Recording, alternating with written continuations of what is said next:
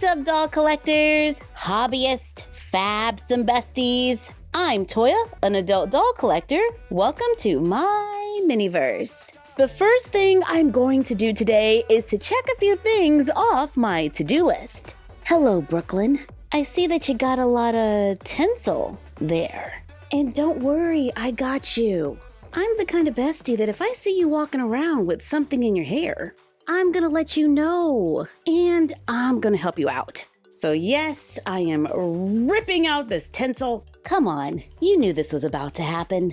And wow, that's a lot of tinsel. And I'm still finding more. It took me over an hour to remove all the tinsel, but I like it a lot better. Who's next? Brandy? I am so happy to have a Brandy doll. This doll is the new Cinderella from Disney Descendants, The Rise of Red. We did a review in this video, where we took down her hair and gave her a twist out, a made-to-move body, and some Illy Forever fashion. While I think her hair is kinda cute like this, I want my doll to have a more neutral hair color. So I'm going to reroot her using acrylic crochet thread. Sock yarn is usually my go-to, but this acrylic crochet thread is a little thinner and less expensive and easier to find. This was $1.99 at my local craft store, so I'm interested in seeing how it looks. I put a rubber band around her hair, then cut it off. I totally need to get sharper scissors. Almost there, and we're done.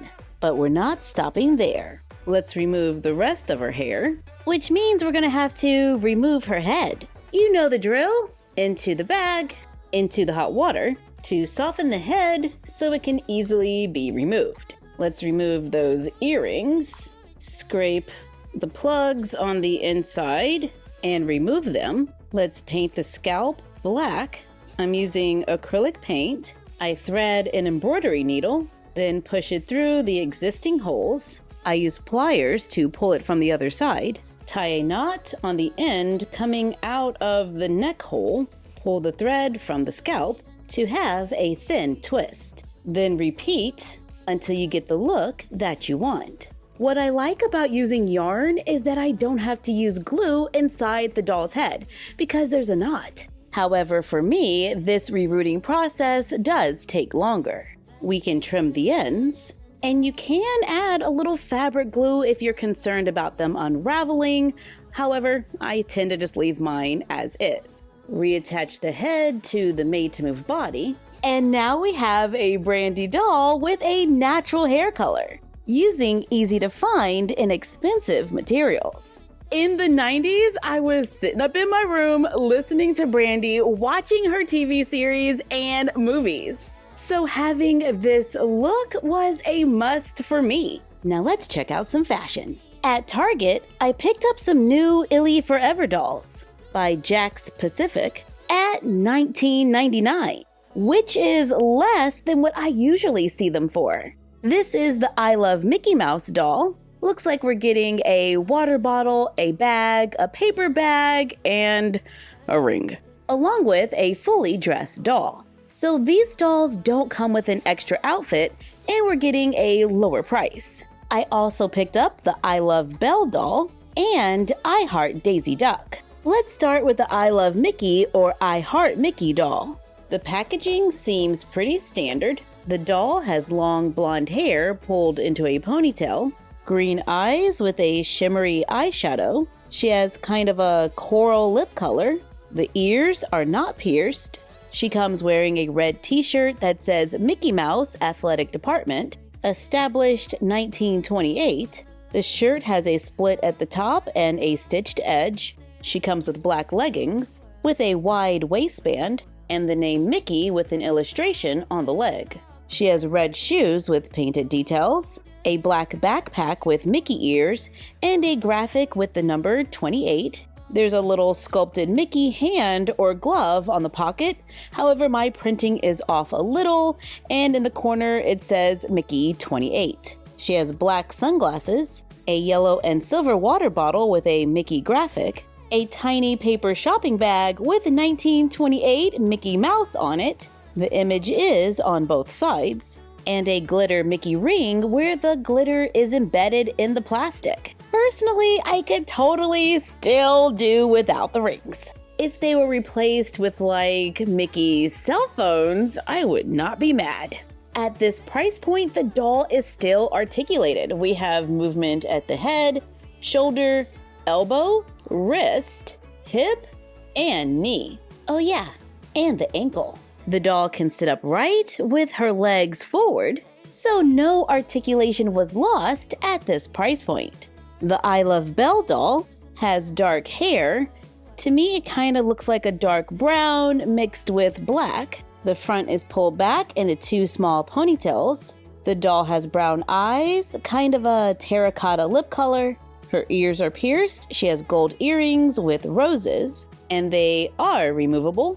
She wears a yellow top with flowers. It's gathered at the neckline and has clear straps. It has large puffy sleeves, and it gathers at the wrist and at the bottom. The shirt is paired with bootcut jeans. They're faded in the center and have little roses, stitched pocket details, a wide waistband. The shirt and the pants are two separate pieces, and they Velcro in the back. She wears red strappy shoes with a bow in the back. Her accessories are blue sunglasses with little painted roses in the corners, a purse with chip on the front, a paper shopping bag with chipped cup cafe, and a red and silver water bottle. There's a little rose at the top, and you can see a silhouette of Belle, and another ring. The I Love Daisy Duck doll has brown hair with an off-center part, green eyes, a pink lip color, turquoise earrings that look like a line of bows. The earrings are removable. She wears a lavender sweater with flowers and a little graphic of Daisy at the bottom. The sweater opens with Velcro in the back. She wears a white gathered skirt with a pale blue print. The skirt has an elastic waistband. She wears pink shoes with a little donut on the side. Comes with lavender sunglasses with a little sculpted bow, a daisy tumbler. She has a white paper shopping bag that says Goody Goody Flower Shop, a Daisy Duck purse, and all the bags are split, so it is possible to place items inside. And Daisy Duck comes with a ring. Now let's try these outfits on a few dolls. For a quick, does the fit fit? Here's I Love Mickey look on a Barbie Dream Bestie. There's a little room in it, but it seems to fit fine. It's kinda loose on a petite Barbie, but doable. It's a nice fit on a curvy Barbie. And the shoes are staying on, but the shoes are a little loose on a classic Barbie. However, the outfit fits. It's an okay fit on a Rainbow High doll. I think it looks pretty decent on an Integrity Toys doll. The pants are a great fit on G3 Monster High Abby, however the top is a little large. Here's the I Love Daisy outfit on Abby. The skirt sits a little high and the arms of the sweater are a little long. But I kinda love the color of the sweater on Abby, so you can just find different bottoms. It's a good fit on our Integrity Toys doll that we named Octavia. It's okay on a Rainbow High doll. The arms are a little long. It's okay on a Barbie Dream Bestie. It's an okay fit on a petite Barbie.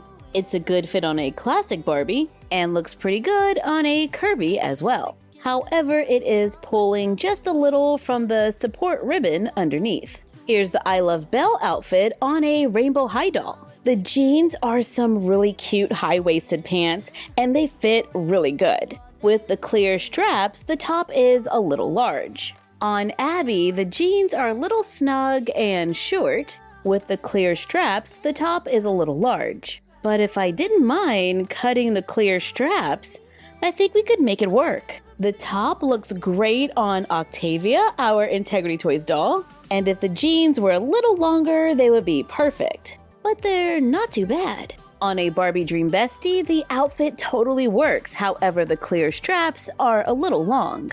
The jeans are a good length on a petite Barbie, and the top looks good, but the clear straps are long. The top looks great on a curvy Barbie, however, again, the clear straps are too long, and we could not get the jeans to fit. The top totally works on a classic Barbie. The straps don't appear too long. The jeans fit at the top, but are a little short on the legs. But since I rarely show my doll's feet, I think this is the look we'll choose for Brandy. But I'm totally taking Daisy's cup. So today, we took our Cinderella doll from Disney Descendants: The Rise of Red and gave her a makeover with a Disney flair.